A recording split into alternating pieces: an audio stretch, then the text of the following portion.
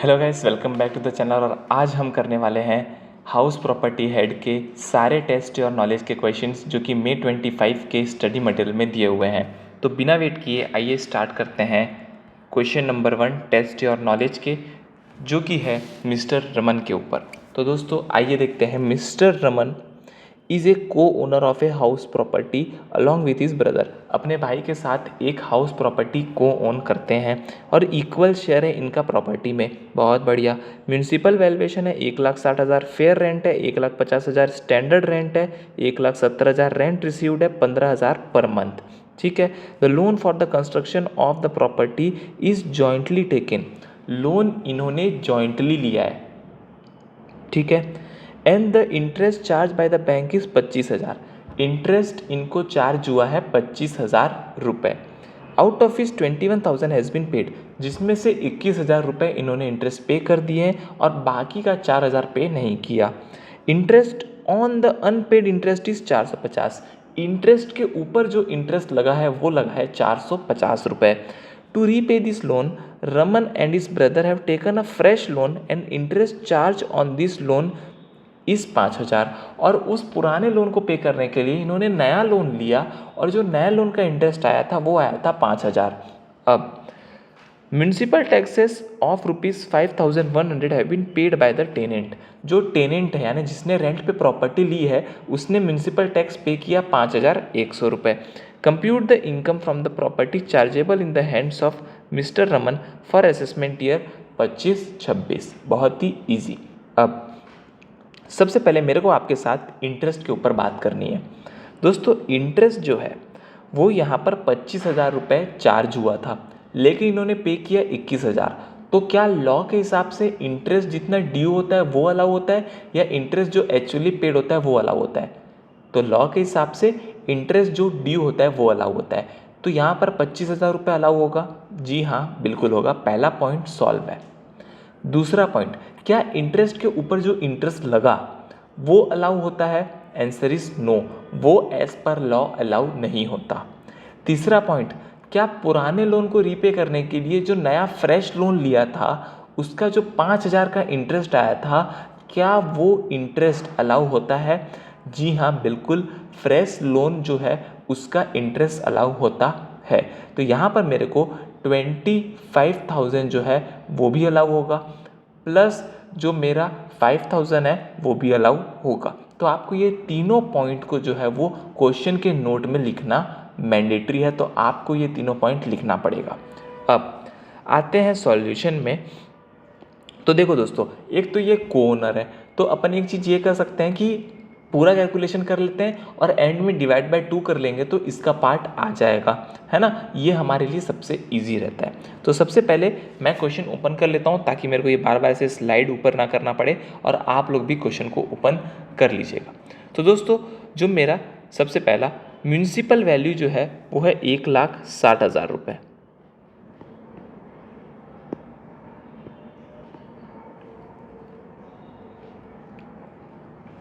ठीक है, municipal valuation ले लिया मैंने। फिर मेरे को लेना है फेयर रेंट। तो फेयर रेंट मेरा कितना है? 1,50,000।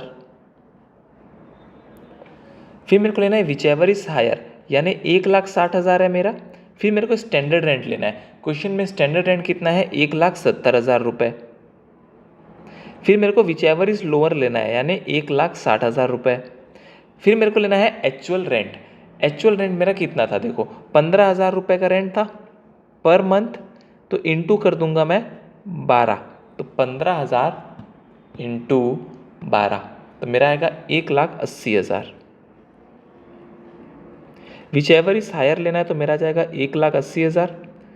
म्यूनसिपल टैक्सेस पेड, क्या मैं 5,100 म्यूनसिपल टैक्सेस पेड को यहाँ माइनस कर दूँ? Answer is no.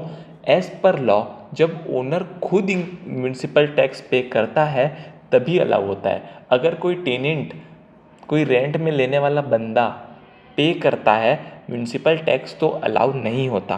तो यहाँ पर कोई भी चीज़ अलाउ नहीं होगी। तो हमारा NAV आ जाएगा 1,80,000। अब मैं निकालूंगा स्टैंडर्ड डिडक्शन अंडर सेक्शन 24। तो 1,80,000 का मैं निकालूंगा 30%, तो आएगा मेरा 54,000। और इंटरेस्ट ऑन लोन सबको पता है 25,000 प्लस 5,000, क्योंकि इंटरेस्ट के ऊपर जो इंटरेस्ट लगा था वो अलाउ नहीं होगा, बाकी दोनों इंटरेस्ट अलाउ होंगे। तो ये हो गया मेरा 30,000। तो ये हो गया मेरा 54 प्लस 30 84,000, और 84,000 को मैं 1,80,000 से माइनस कर दूंगा तो आ जाएगा मेरा 96,000। अब ये 96,000 पूरे प्रॉपर्टी का दोनों ओनर का है, एक ओनर का निकालना है तो डिवाइड बाई 2 करूंगा तो मेरा आ जाएगा 48,000 रुपीज़। 48,000 रुपीज़ आ गया मेरा income part of mister Raman, जो कि खाली 50% है। तो आई होप आपको ये कॉन्सेप्ट अच्छे से समझ आया हो। आपको नोट में इंटरेस्ट के ऊपर जो इंटरेस्ट है उस पर अलाउ नहीं होता ये लिखना है। सेकेंड नोट में ये भी लिखना है कि जो फ्रेश लोन लिया उस पर इंटरेस्ट है वो अलाउ होता है। थर्ड नोट में ये भी लिखना है कि हमने पहले टोटल पूरे दोनों ओनर का निकाला, फिर डिवाइड बाय 2 किया क्योंकि वो को ओनर था। तो ये नोट आपको एग्ज़ाम में बिल्कुल मेंशन करना मैंडेटरी है। अब आते हैं दोस्तों, यहाँ पर मैं ओपन कर लेता हूँ इलस्ट्रेशन नंबर 2, आप भी ओपन कर लीजिए इलस्ट्रेशन नंबर 2। तो इलस्ट्रेशन यानी टेस्ट योर नॉलेज का क्वेश्चन नंबर 2 है ये। Mister X owns one residential house in Mumbai. Mister X के पास एक घर है जो कि मुंबई में है। हाँ, घर में 2 आइडेंटिकल यूनिट है। 2 आइडेंटिकल यूनिट यानी मैं 2 फ्लोर बोल लेता हूँ। फर्स्ट फ्लोर में सेल्फ ऑक्यूपाइड है, मिस्टर एक्स खुद रहता है, और दूसरे फ्लोर को रेंट पे दे रखा है 8,000 पर मंथ का रेंट है। और जो रेंट था वो रेंटेड पार्ट वैकेंट था 2 महीने के लिए, यानी जो इसने रेंट पे दिया वो 2 महीने के लिए खाली था और 10 महीने के लिए रेंट पे था। ये बात आपको ध्यान में रखनी है। The particular of the house property for the previous year 24-25 R S under standard rent 1,62,000, municipal rent 190, fair rent 185, municipal tax 5% of municipal valuation, light and water charges, interest on borrowed capital, lease money, insurance charges, repairs. ये सारे expense दिए हैं जो कि घर से related हुए। तो सबसे पहला सवाल मेरा ये है कि इन सभी एक्सपेंसेस में से कौन सा अलाउ होगा, कौन सा डिसअलाउ होगा। तो सबको पता है कि खाली interest on borrowed capital he allow होता है, बाकी सारी चीज़ें डिसअलाउ होती है क्योंकि गवर्नमेंट ने उसके बदले हमको 30% स्टैंडर्ड डिडक्शन ऑलरेडी देकर रखा है। अब आगे क्वेश्चन क्या बोलता है, compute the income from house property जब वो शिफ्ट आउट कर गया डिफॉल्ट टैक्स रेजिम में से। इजी क्वेश्चन है। तो यहाँ पर क्वेश्चन का 2 पार्ट में सॉल्यूशन आएगा, एक होगा सेल्फ ऑक्यूपाइड प्रॉपर्टी और दूसरा होगा लेट आउट प्रॉपर्टी। पहले मैं सॉल्व कर लेता हूँ self occupied property. Self occupied property में आप सबको पता है कि मेरा जो NAV है वो हमेशा नील आता है। NAV मेरा नील आता है, स्टैंडर्ड डिडक्शन मेरे को कुछ मिलता नहीं है तो कोई दिक्कत ही नहीं है। इंटरेस्ट ऑन लोन जो मेरा 1500 पर मंथ था, जिसको मैं 12 महीने का लूँगा, पर इंटू 1/2 करना पड़ेगा क्योंकि आधी प्रॉपर्टी मैं सेल्फ ऑक्यूपाई करता हूँ और आधी मैंने देकर रखी है रेंट पे, तो दोनों का आधा आधा हिसाब करेंगे। तो 1500 इंटू 12 इंटू 1/2 यानी ये हो गया 15 6 90। तो 9,000 रुपये का इंटरेस्ट मेरे को सेल्फ ऑक्यूपाइड प्रॉपर्टी में मिलेगा और मेरा 9,000 का लॉस जो है वो इनकम फ्रॉम हाउस प्रॉपर्टी आ जाएगा सेल्फ ऑक्यूपाइड वाले केस में। बहुत ही ईजी है, बहुत ही ईजी। अब आते हैं let out property. Let out property में आपको ध्यान रखना है कि आपने आधी प्रॉपर्टी दी है तो सारी वैल्यू आपको आधी आधी लेनी पड़ेगी। सबसे पहले म्यूनसिपल वैल्यूएशन कितना है क्वेश्चन में देखो, 1,90,000। तो मैं 1,90,000 का 1/2 कर दूंगा तो मेरा आ जाएगा 95,000। फिर देखो दोस्तों फेयर रेंट कितना है, फेयर रेंट है 1,85,000, उसको मैं 1/2 कर देता हूँ तो आ जाएगा मेरा 92,500। फिर विचेवर इज हायर लेना है तो मेरा आ जाएगा 95,000। फिर मेरे को लेना है standard rent. Standard rent question में 1,62,000 जिसका मैं कर दूंगा 1/2 तो मेरा आ जाएगा 81,000। फिर विचेवर इज लोअर लेना है तो 81,000 मेरा आ गया विचेवर इज लोअर। और एक्चुअल रेंट दोस्तों, एक्चुअल रेंट एक बात बताओ मेरे को, 10 महीने का लूँ या 12 महीने का? 10 महीने का। क्यों 10 महीने का? क्योंकि 10 ही महीने था, बाकी के 2 महीने तो वैकेंट था। तो 1 महीने का 8,000, 10 महीने का 80,000 रुपये।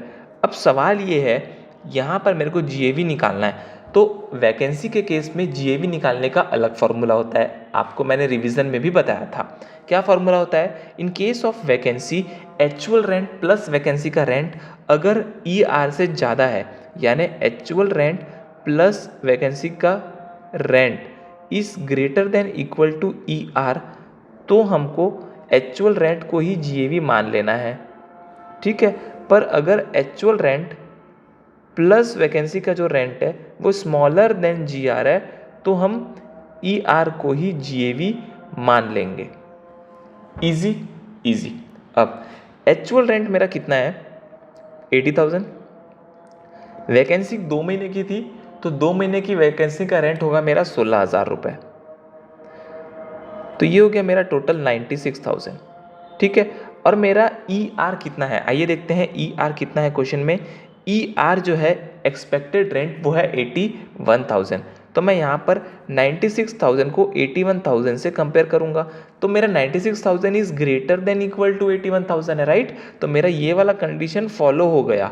तो जब AR plus VR is greater than equal to ER तो हम एक्चुअल रेंट को GAV मान लेते हैं। तो इस केस में हम एक्चुअल रेंट को GAV मान लेंगे। तो मेरा एक्चुअल रेंट है 80,000 तो मेरा GAV भी आ जाएगा 80,000। अब म्यूनिसिपल टैक्सेस पेड क्वेश्चन में कितना है म्यूनिसिपल टैक्स पेड आइए देखते हैं। 95,000 का 5% लेना पड़ेगा मेरे को क्योंकि मेरा म्यूनिसिपल वैल्यू 95,000 है और उसका मैं लूँगा 5%। तो ये आ जाएगा 4750। तो इसको मैं माइनस कर दूंगा तो आ जाएगा मेरा 75,250 रुपीज़। आई होप आपको यहाँ तक सॉल्यूशन अच्छे से समझ में आया हो। ठीक है दोस्तों, अब आते हैं स्टैंडर्ड डिडक्शन पे। तो 75,250 का मैं करूँगा 30%, तभी मेरा आएगा स्टैंडर्ड डिडक्शन। तो मेरा 75,250 का 30% आएगा 22,575। और इंटरेस्ट ऑन लोन मैंने आधा वहाँ पे अलाउ किया था तो आधा यहाँ पे अलाउ करूँगा। तो आधा कितना है 9,000 तो 9,000 यहाँ पे अलाउ हो जाएगा। फिर मैं 75,250 को माइनस कर दूंगा 22,575 माइनस कर दूंगा मैं 9,000 से तो मेरा आ जाएगा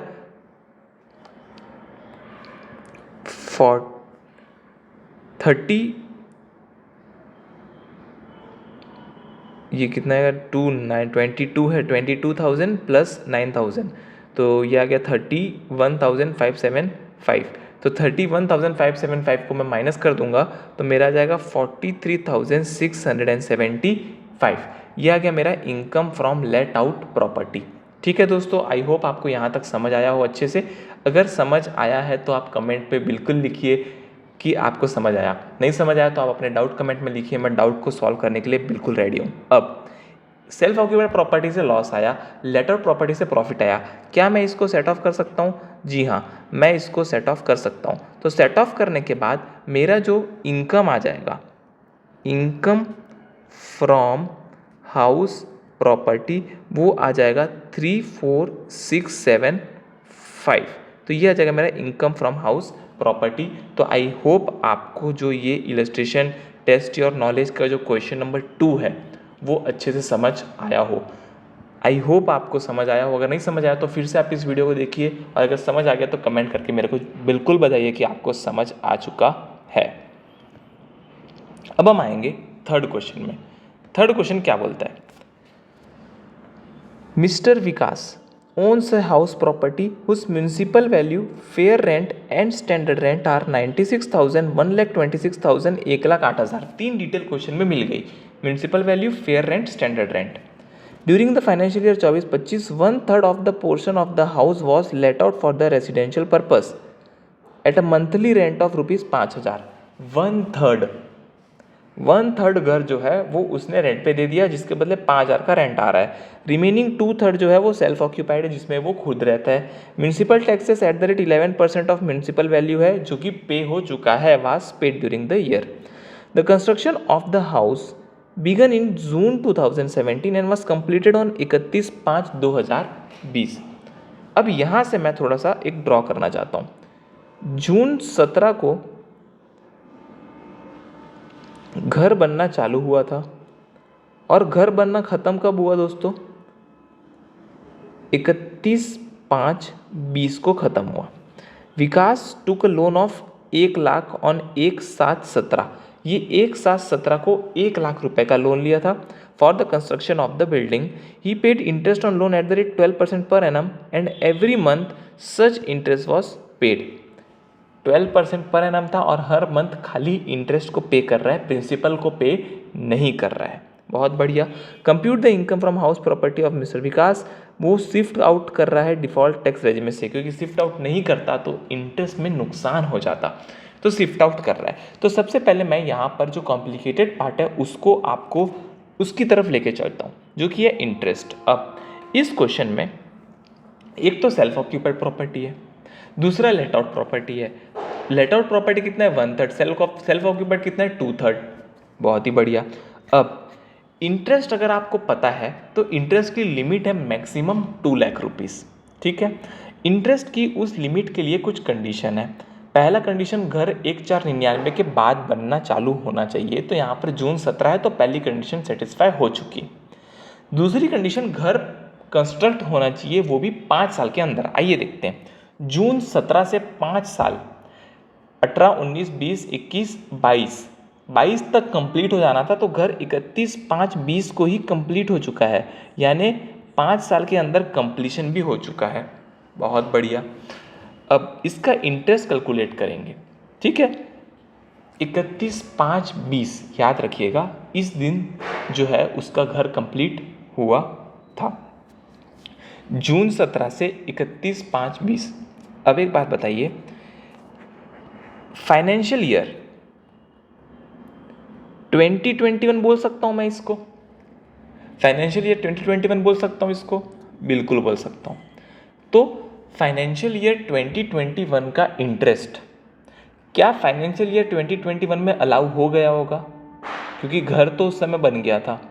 तो जी हाँ दोस्तों, फाइनेंशियल ईयर 2021 का इंटरेस्ट उस समय तक अलाउ हो गया था। बिल्कुल सही। उसके पहले का जो इंटरेस्ट है, जो इस पीरियड का इंटरेस्ट है जब हमारा घर बन रहा था, उस इंटरेस्ट को हम बोलते हैं प्रायर पीरियड इंटरेस्ट। ये तो आप सबको पता है, प्रायर पीरियड इंटरेस्ट। और प्रायर पीरियड इंटरेस्ट हमारे लॉ में अलाउ होता है, वो भी 5 इक्वल इंस्टॉलमेंट में, अगर आपको पता हो तो मैं पहले कैलकुलेट करूंगा कि मेरा प्रायर पीरियड का इंटरेस्ट कितना आया, जिसको मैं बोलता हूँ प्री कंस्ट्रक्शन पीरियड। तो जून 17 से मैं कैलकुलेट करता हूँ 31 मार्च 2020 तक, क्योंकि उसके बाद का अलाउ हो चुका है, फाइनेंशियल ईयर 2021 में अलाउ हो चुका है। तो जून, जुलाई, अगस्त, सितंबर, अक्टूबर, नवंबर, दिसंबर, जनवरी, फरवरी, मार्च, अप्रैल, मई, जून, जुलाई, अगस्त, सितंबर, अक्टूबर, नवंबर, दिसंबर, जनवरी, फरवरी, मार्च, अप्रैल, मई, जून, जुलाई, अगस्त, सितंबर, अक्टूबर, नवंबर, दिसंबर, जनवरी, फरवरी, मार्च। तो ये आ गया मेरा टोटल 33 मंथ्स। कहाँ से कहाँ तक मैंने कैलकुलेट किया? 1/7/17 से। क्यों 1/7/17 से? क्योंकि जून के महीने में तो घर कंस्ट्रक्ट करना चालू हुआ है, पर हमने लोन कब लिया है? 1/7/17 को लिया है, तो हमको इंटरेस्ट तो खाली 1/7/17 से ही लगेगा ना जी। हाँ, तो 1/7/17 से लेकर मेरा जो टेन्योर है 31 मार्च 20 तक 33 मंथ का इंटरेस्ट मेरे को कैलकुलेट करना है। तो 1 लाख का मैं लूँगा 12% इंटू, ये 1 साल का आ गया, इसको कर दूंगा मैं डिवाइडेड बाय 12, तो ये आ गया मेरा पर मंथ, इंटू कर दूंगा मैं 33 मंथ। तो 1 लाख का 12% 12,000, और हर महीने का मेरा 12,000 डिवाइड बाय 12, यानी हर महीने का 1,000, तो मेरा 33 महीने का हो गया 33,000 रुपये। ये हो गया मेरा प्रायर पीरियड का इंटरेस्ट। बहुत बढ़िया। अब करेंट पीरियड का इंटरेस्ट निकालते हैं। करेंट ईयर का इंटरेस्ट कितना आएगा? बहुत ही ईजी है। कितना आएगा दोस्तों? 1 लाख का 12%, पूरे साल का 12,000 रुपये। तो ये आ गया मेरा पूरे साल का। ठीक है दोस्तों, अब हम आते हैं यहाँ पर क्वेश्चन में। क्वेश्चन बोलता है सेल्फ ऑक्यूपाइड प्रॉपर्टी भी है, लेट आउट प्रॉपर्टी भी है। बहुत बढ़िया, हमको कोई दिक्कत नहीं है, कोई भी प्रॉपर्टी हो हमको सब सॉल्व करना आता है। तो पहले मैं बात करता हूँ यहाँ पर self occupied property. Self occupied property इस क्वेश्चन में 2/3 है, राइट? 2/3 है, ठीक है, बहुत बढ़िया। सेल्फ ऑक्यूपाइड प्रॉपर्टी में आप सबको पता है कि यहाँ पर मेरा जो NAV है वो हमेशा नील आता है, और मेरा स्टैंडर्ड डिडक्शन कुछ नहीं रहता, जैसा कि मैंने आपको हर क्वेश्चन में बताया। अब इंटरेस्ट ऑन लोन कितना मिलेगा, ये यहाँ पे सबसे मैक्सिमम सवाल यहाँ पर उठता है। तो इंटरेस्ट ऑन लोन मैं कितना दूँ, तो 12,000 रुपये का मेरा इंटरेस्ट ऑन लोन था, कोई दिक्कत नहीं है, 12,000 रुपये का इंटरेस्ट ऑन लोन था मेरा, और मेरा प्रायर पीरियड का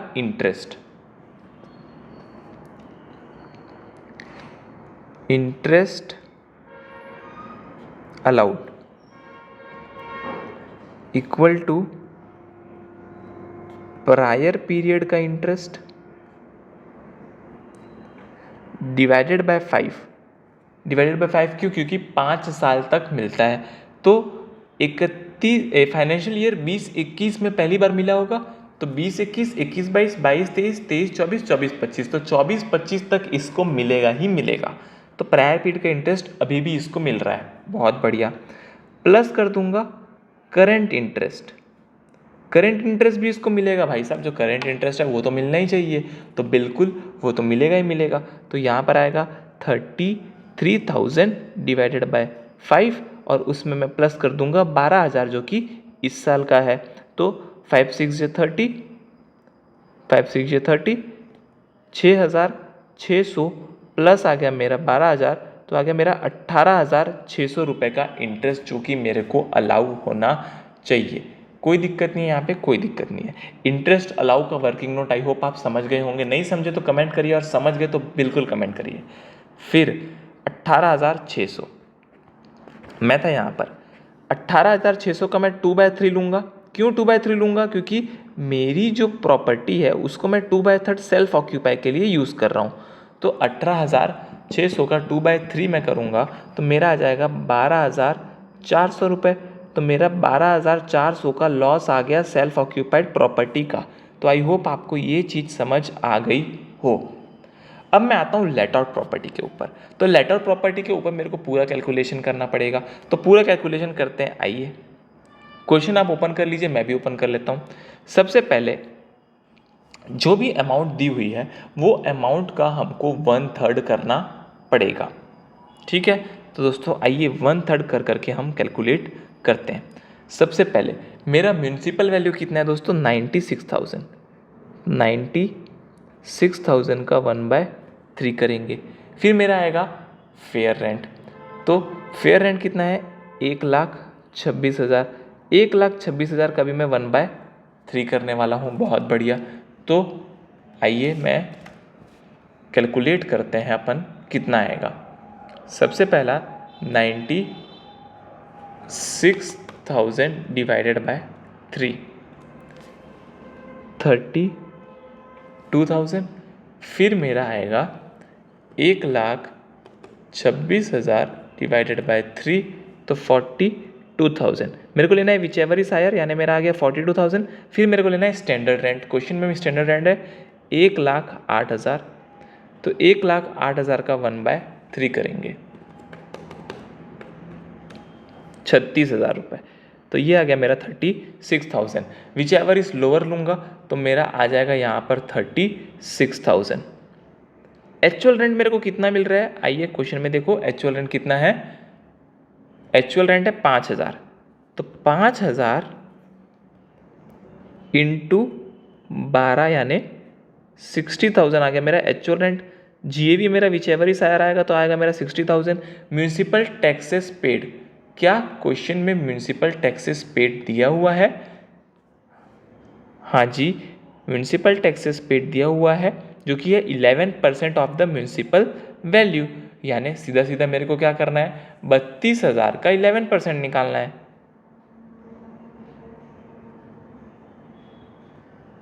कितना आएगा? 32,000 इंटू 11%, 3,520 आ गया मेरा म्यूनसिपल टैक्स पेड। अब मैं 60,000 में से 3,520 को माइनस कर दूंगा तो मेरा जाएगा 56,480। फिर उसका मैं 30% निकालूंगा, जो कि मेरे को स्टैंडर्ड डिडक्शन मिलने वाला है, जो कि आएगा मेरा 16,944। फिर निकालूंगा मैं यहाँ पर इंटरेस्ट ऑन लोन, जो 18,600 मिलने वाला था उसका 1/3 यानी 6,200। फिर मैं यहाँ पे माइनस करूँगा 56,480 माइनस 16,944 माइनस 6,200, तो ये आ जाएगा मेरा 33,336। ये आ गया मेरा income from let out property. अब मैं क्या करूँगा, ये दोनों को सेट ऑफ कर दूंगा, तो आएगा मेरा इनकम फ्रॉम हाउस प्रॉपर्टी, ये मैं कर देता हूँ इसको 33,336 माइनस 12,400, 20,936। तो ये आ गया मेरा इनकम फ्रॉम हाउस प्रॉपर्टी। तो आई होप आपको ये क्वेश्चन अच्छे से समझ में आया हो। अगर आपको क्वेश्चन अच्छे से समझ आ गया तो नीचे कमेंट करके बताइए। अगर आपको कोई डाउट है तो भी आप कमेंट करिए, ठीक है। अब हम आते हैं फोर्थ वाले क्वेश्चन में, टेस्ट नॉलेज का question number 4। Mrs Rohini Ravi, citizen of USA, is a resident and ordinary resident. Resident and ordinary resident की सारी इनकम इंडिया में टैक्सेबल होती है। फाइनेंशियल ईयर 24-25 के बाद चल रही है। Shri owns a house property at Los Angeles which is used as a residence. एक लॉस एंजलिस में घर है इनका, बहुत बढ़िया, उसमें वो खुद रहती हैं। Annual value of the house $20,000, value of $1 ₹75 हम ले सकते हैं, कोई दिक्कत नहीं, हमको कोई भी दिक्कत नहीं। She took ownership and position of a flat in Chennai. Chennai में एक फ्लैट लिया, कब लिया? 1/7/24 को, which is use for self occupation wise. जब वो इंडिया में आती है तो चेन्नई में रहती है, और चेन्नई में घर लिया है 1/7/24 को। Flat was use by her for 7 months only during the year. 7 महीने खाली वो उस फ्लैट में रही है during the year. The municipal valuation is 3,84,000 per annum, fair rent 4,20,000 per annum. She paid the following to corporation of Chennai: property tax, sewerage tax 16,200, 1,800. She has taken a loan from Standard Chartered Bank in June 2022 for purchasing this flat. जो घर उसने चेन्नई में लिया उसके लिए उसने loan लिया था, और इंटरेस्ट ऑन लोन कितना लगा आइए देखते हैं। 1/4/24 के पहले लगा था 49,200, 1/4/24 से 30/6/24 तक लगा 50,800, फिर 1/7/24 से 31/3/25 तक लगा 1,31,300 रुपये। बहुत बढ़िया, हमको इंटरेस्ट इन्होंने पूरा अच्छे से कैलकुलेट करके दिया हुआ है, उसके लिए बहुत बहुत धन्यवाद। She had a house property in Bangalore which was sold in March 21। एक पुरानी मार्च 21 की प्रॉपर्टी जो है बेंगलोर की, उसको हमने मार्च 21 में ही बेच दी थी, 21 में बेच दी थी। In respect of the house received arrear of rent 60,000 इन मार्च 25। पर मार्च 25 में उसको उस घर का रेंट मिल रहा है, तो क्या वो रेंट टैक्सेबल होगा? जी हाँ, वो रेंट टैक्सेबल होगा, पर उसमें स्टैंडर्ड डिडक्शन भी अलाउ किया जाएगा। The amount has not been charge to the tax earlier. बहुत बढ़िया। Compute the income chargeable from house property of Mrs Rohini Ravi for assessment year 25-26 if exercise the option of shifting out of the default tax regime. क्या आपका answer change होगा अगर वो default tax रेजिमे में आती है तो? बिल्कुल बिल्कुल बिल्कुल हमारा आंसर चेंज होगा। क्यों चेंज होगा? आइए सबसे पहले मैं आपको एक कॉन्सेप्ट समझाता हूँ। क्या वो फॉरेन वाले घर को as a self occupied property claim कर सकती है या नहीं कर सकती? द आंसर इज, लॉ बोलता है कि आपकी हाउस प्रॉपर्टी होनी चाहिए, फॉरेन में हो इंडिया में हो कोई फ़र्क नहीं पड़ता। आप अगर आपके पास 2 घर हैं तो आप मैक्सिमम 2 घर तक सेल्फ ऑक्यूपाइड प्रॉपर्टी क्लेम कर सकते हो। तो ये जो बंदी है, ये बंदी लॉस एंजलिस वाले घर को और हमारे चेन्नई वाले घर को, दोनों घर को ये सेल्फ ऑक्यूपाइड प्रॉपर्टी में क्लेम कर सकती है। तो किसी भी प्रॉपर्टी को डीम्ड लेट आउट नहीं माना जाएगा, और दोनों प्रॉपर्टी का जो एनएवी आएगा वो आएगा नील। इजी। तो अब हम पढ़ते हैं सॉल्यूशन की ओर। तो सबसे पहले मैं बात करता हूं सेल्फ ऑक्यूपाइड प्रॉपर्टी के बारे में। तो दोस्तों,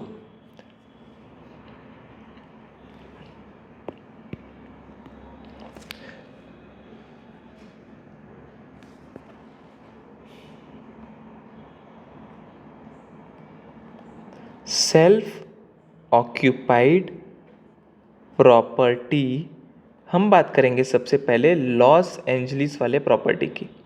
लॉस एंजलिस वाले प्रॉपर्टी का एनएवी हम लेंगे नील। कोई दिक्कत नहीं। क्या उसमें इंटरेस्ट ऑन लोन लिया गया था? नहीं लिया गया था। तो इंटरेस्ट ऑन लोन नहीं लिया गया, वो भी आ गया नील, तो मेरा कंप्यूटेशन भी आ गया नील। यहाँ पर मेरे को कोई भी दिक्कत नहीं होनी चाहिए और कोई दिक्कत है भी नहीं। अब आते हैं हम सेल्फ ऑक्यूपाइड प्रॉपर्टी जो कि चेन्नई की है। अब चेन्नई की प्रॉपर्टी की NAV तो मैं नील लूँगा, यहाँ पर मेरे को कोई भी दिक्कत नहीं है। अब NAV नील ले लिया, पर मेरा इंटरेस्ट ऑन लोन भी माइनस करना पड़ेगा। इंटरेस्ट ऑन लोन में एक होगा प्री कंस्ट्रक्शन का, एक होगा करेंट ईयर का। क्यों होगा प्री कंस्ट्रक्शन का? क्योंकि अगर आप क्वेश्चन ध्यान से पढ़ोगे तो यहाँ पे पीरियड प्रायर टू 1/4/24, जबकि इसने जो है वो फ्लैट खरीदा था आपका 1/7/2024 को खरीदा था। ठीक है, तो इस फाइनेंशियल ईयर का इंटरेस्ट तो इस फाइनेंशियल ईयर में अलाउ होता है, और इस फाइनेंशियल ईयर के पहले का इंटरेस्ट जो है वो 5 इक्वल इंस्टॉलमेंट में अलाउ होने वाला है। ये बात आपको ध्यान में रखनी है। तो इस फाइनेंशियल ईयर का तो इस फाइनेंशियल ईयर में पूरा अलाउ हो जाएगा। ठीक है, तो इस फाइनेंशियल ईयर का इंटरेस्ट कितना है दोस्तों? ये देखो 50,800 और 1,31,300, ये इस फाइनेंशियल ईयर का है। तो ये दोनों को मैं यहाँ पर ले लूँगा करेंट ईयर में। 50,000 कितना है दोस्तों? 800 प्लस 1,31,300। प्री कंस्ट्रक्शन पीरियड का जो इंटरेस्ट है दोस्तों वो है मेरा 49,200, जिसको मैं 5 पार्ट में क्लेम करने वाला हूँ। 5 पार्ट में क्लेम करूँगा तो 49,200 डिवाइडेड बाय मैं कर दूँगा 5। इजी। तो अब इसका कैलकुलेशन करते हैं। 49,200 डिवाइडेड बाय मैंने किया 5, तो मेरा आ गया 9840 प्लस हो जाएगा 50,800 प्लस हो जाएगा 1,31,300।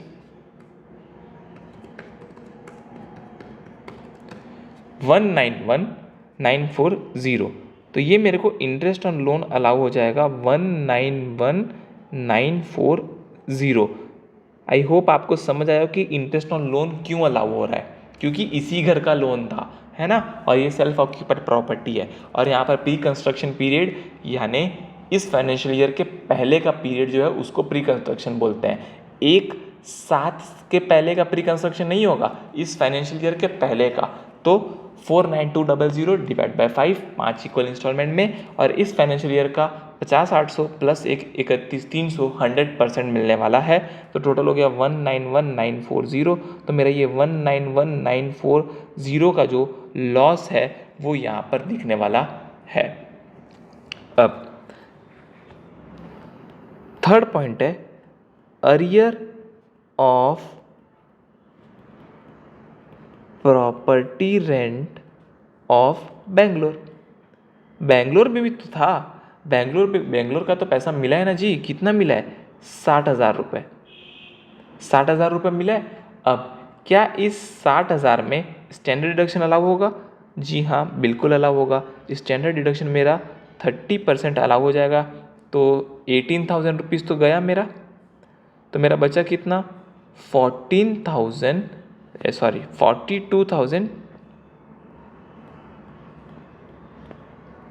ये आ गया मेरा थर्ड प्रॉपर्टी का। तो अब मेरे पास तीनों प्रॉपर्टी के अलग अलग आ चुके हैं। तीनों प्रॉपर्टी का अलग आ चुका है। देखो, लॉस एंजलिस वाली प्रॉपर्टी का नील आया, सेल्फ ऑक्यूपाइड प्रॉपर्टी का लॉस आया 191,940, और एक अरियर ऑफ प्रॉपर्टी का 42,000 का इनकम आ रहा है। ठीक है दोस्तों, तो अब मेरा इनकम फ्रॉम हाउस प्रॉपर्टी कितना आएगा? पहला, loss of Chennai 191,940। Second, arrears of Bangalore 42,000 rupees का इनकम है मेरा। तो मेरा नेट लॉस बचेगा यहाँ पर। तो मेरा नेट लॉस कितना आएगा? अगर मैं इसमें माइनस कर दो 42,000, तो 149,940 लॉस फ्रॉम हाउस प्रॉपर्टी। ये आ गया मेरा दोस्तों लॉस, और ये हो गया मेरा क्वेश्चन सॉल्व। इजी, यहाँ पर हमको कुछ भी चेंज नहीं करना है। अब क्वेश्चन में ये पूछा कि नया रेजिमे में होता तो क्या होता। In case of default tax regime, अगर वो डिफ़ॉल्ट टैक्स रेजिमे में रहता तो लॉस जो है वो यहाँ पर आपको कुछ नहीं मिलता, और आपका 42,000 का इनकम हो जाता, और आपको यहाँ पर 42,000 के ऊपर टैक्स देना पड़ता, क्योंकि नए स्कीम में लॉस जो है इंटरेस्ट का वो अलाउ नहीं होता है। ठीक है दोस्तों, तो ये हो गया मेरा टेस्ट योर नॉलेज का क्वेश्चन नंबर 4। अब आते हैं हम लास्ट क्वेश्चन पे, जो कि है मेरा टेस्ट योर नॉलेज का क्वेश्चन नंबर 5। आइए देखते हैं क्या बोलता है।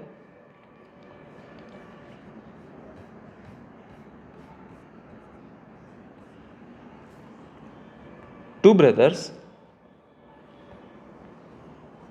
Arun and Bimal are co owner of a house property. फिर से को ओनर वाला क्वेश्चन है, इक्वल शेयर है दोनों का।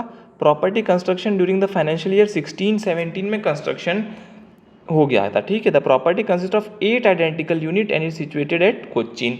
8 आइडेंटिकल यूनिट है उस प्रॉपर्टी में। ड्यूरिंग द फाइनेंशियल 24-25 ईच को owner occupied 1 unit for the residence. दोनों को ओनर ने अपना अपना घर ले लिया, अरुण और बिमल ने। तो बचा कितना, 8 में से 2 इन्होंने सेल्फ ऑक्यूपाइड ले लिया अपना अपना, तो बचा 6। And the balance 6 units were let out at a rent of 12,000 per month per unit. Her unit को 12,000 रुपये पर मंथ पर यूनिट के हिसाब से रेंट पे दे दिया। म्यूनसिपल वैल्यू हाउस प्रॉपर्टी का है 9 लाख। म्यूनसिपल टैक्स जो है वो 20% ऑफ म्यूनसिपल वैल्यू है, which we are paid during the year. Other expenses दिए, रिपेयर का 40,000, insurance premium 15,000, interest payable on loan taken for construction of house 3 lakh. One of let out units remain vacant for 4 month during the year. एक जो property है वो वैकेट रही थी। कब वैकेट रही थी, 4 महीने के लिए वैकेट रही थी। बहुत बढ़िया। Arun could not occupy his unit for 6 month as he was transfer to Chennai. He does not own any other house. Arun अपने प्रॉपर्टी को 6 महीने यूज़ नहीं कर पाया, पर कोई बात नहीं, वो काम की वजह से, ट्रांसफ़र की वजह से नहीं कर पाया, तो भी हम उसको सेल्फ ऑक्यूपाइड मानेंगे as per the law. The other income of mister Arun and mister Bimal 2,90,000, 1,80,000 respectively for the financial year 24-25। Other income भी दी गई है। Compute the income under the head income from house property and the total income of two brother for the assessment year 25-26 if they pay tax under the default tax regime under section 115 BAC। Default tax रेजिमे में है। Also, show the computing of income tax under this head if they both exercise shifting out of the default tax regime। दोनों tax रेजिमे से हमको काम करना है, default tax रेजिमे से भी करना है और नए वाले टैक्स रेजिमे से भी करना है। तो सबसे पहले मैं आता हूँ डिफ़ॉल्ट टैक्स रेजिमे की बात करते हैं। डिफ़ॉल्ट टैक्स रेजिमे में क्या करना है, सबसे पहले अरुण और बिमल का जो हमारा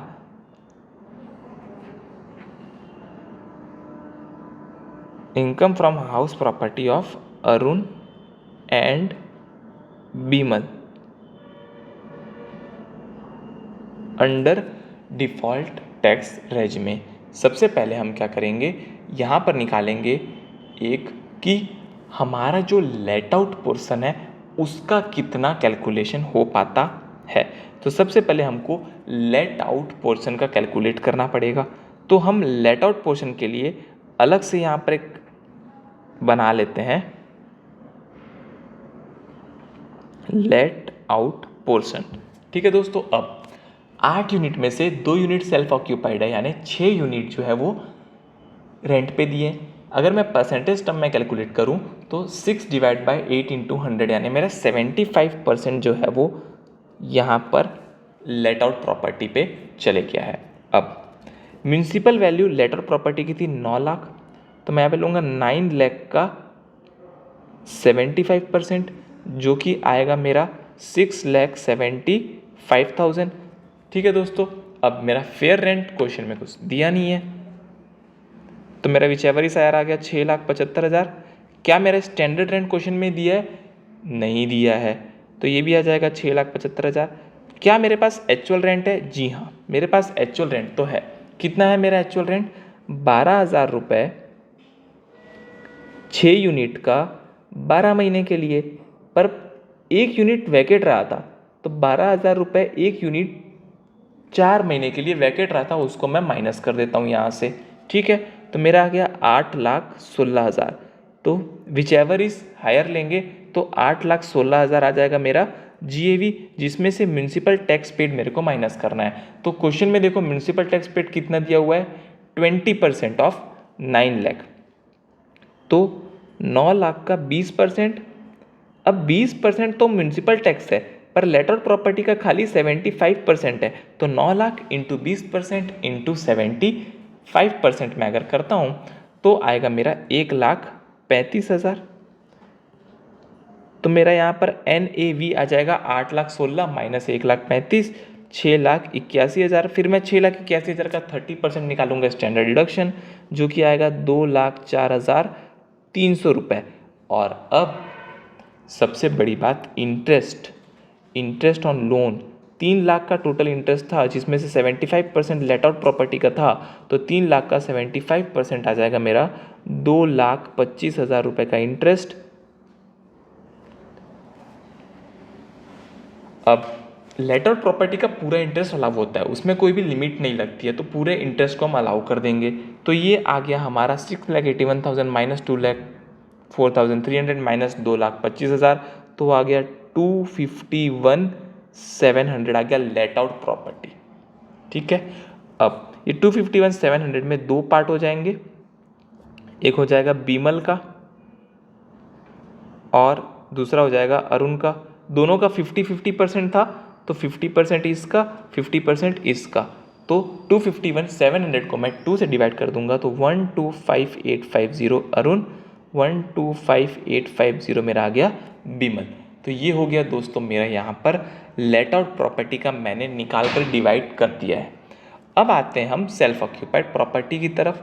तो सेल्फ ऑक्यूपाइड प्रॉपर्टी दोस्तों दोनों का नील होगा, बिल्कुल। जो NAV आएगा वो आएगा नील, इसका भी आएगा नील। ठीक है, स्टैंडर्ड डिडक्शन भी आएगा नील, क्योंकि स्टैंडर्ड डिडक्शन तो मिलेगा ही नहीं इसको। क्या यहाँ पर कोई भी लॉस होने वाला है क्या? बिल्कुल भी नहीं, कोई भी लॉस सेल्फ ऑक्यूपाइड प्रॉपर्टी के केस में यहाँ पर नहीं आने वाला है। ठीक है दोस्तों, तो मेरा ये भी नील, ये भी नील। तो अगर मैं निकालूं house property self occupied property का नील आया, लेट आउट प्रॉपर्टी का आ गया 1,25,850, ये आ गया अरुण का, ये आ गया बिमल का, और इसका आ गया 1,25,850। और इसका अदर इनकम भी क्वेश्चन में दिया है, अदर इनकम भी क्वेश्चन में दिया है। देखो तो कितना दिया है, कितना दिया है, 2,90,000 1,80,000, 2,90,000 1,80,000। तो मेरा टोटल इनकम यहाँ पर हो जाएगा 4,15,850 और 3,05,850। ये मेरा आ गया टोटल इनकम डिफ़ॉल्ट टैक्स रेजिमे में। ये मैं आपको शॉर्ट में बता रहा हूँ, आपको इसका जो है वो कंप्लीट जो है आपको लिखना है वर्किंग नोट के साथ। प्रेजेंटेशन आप ICI का स्टडी मटेरियल देख सकते हो, मैं आपको क्वेश्चन समझा रहा हूँ। ठीक है, अब इसके बाद ये हमारा सॉल्व हो गया। अब ये बोलता है कि अगर मान के चलो यही डिफ़ॉल्ट टैक्स रेजिमे में नहीं होता, तो ये जो इंटरेस्ट हमने यहाँ पर डिसअलाउ किया हुआ है वो अब अलाउ हो जाता। ठीक है, तो अब हम आते हैं in case of opting out from default tax regime. अब मैं डिफ़ॉल्ट टैक्स रेजिमे से बाहर आ रहा हूँ, फिर से मैं A का लूँगा और B का लूँगा, A यानी अरुण, B यानी बिमल। पहला, सेल्फ ऑक्यूपाइड प्रॉपर्टी का NAV मैंने ले लिया नील, माइनस करूँगा इंटरेस्ट। अब इसका इंटरेस्ट जो है वो अलाउ हो जाएगा। कितना इंटरेस्ट अलाउ होगा? देखो, सबसे पहली बात, इंटरेस्ट जो भी हमको अलाउ करना है वो 25% करना है, और जो लोन था वो था 3 लाख का, इंटरेस्ट था वो था 3 लाख का। 3 लाख का इंटरेस्ट जिसमें से खाली 25% इनका था, और 25% में भी इनका आधा आधा बटेगा। तो 3 लाख का इंटरेस्ट, 3 लाख का मैं 1/2 करूँ तो दोनों का अलग अलग आ गया, 1,50,000 ए का, 1,50,000 बी का। अब 1,50,000 में से इन्होंने कितना यूज़ किया, खाली 25%, और बाकी 75% तो इन्होंने लेट आउट कर दिया, जो कि मैंने आपको पहले भी बताया था। तो जितना यूज़ किया खाली उतना ही इन लोग को मिलेगा, 37,500, 37,500। तो ये दोनों का लॉस ये क्लेम कर सकते हैं। तो सेल्फ ऑक्यूपाइड प्रॉपर्टी का 37,500 का लॉस आ जाएगा यहाँ पर, loss from self occupied property. फिर लेट आउट प्रॉपर्टी का जो इनकम था उस पर तो टैक्स देना ही पड़ेगा, 1,25,850, 1,25,850। ये था मेरा दोस्तों income from let out property. और मेरा अदर सोर्स का इनकम था 2,90,000 और 1,80,000। ये था मेरा दोस्तों अदर इनकम। पर मैं अदर इनकम को बाद में करूँगा, पहले मैं हाउस प्रॉपर्टी को सेट ऑफ कर लेता हूँ। तो 125,850 में से 37,500 माइनस करूँगा तो 88,350 आ गया मेरा इनकम फ्रॉम हाउस प्रॉपर्टी। अब मैं अदर इनकम को इसके अंदर प्लस कर देता हूँ, तो मेरा आ गया 378,350, 268,350, ये आ गया मेरा टोटल इनकम। तो ये था दोस्तों मेरा इलस्ट्रेशन नंबर 5।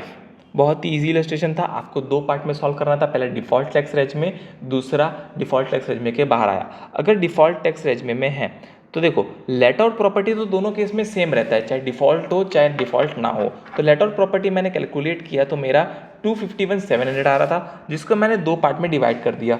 अरुण का 125,850 और बिमल का भी 125,850।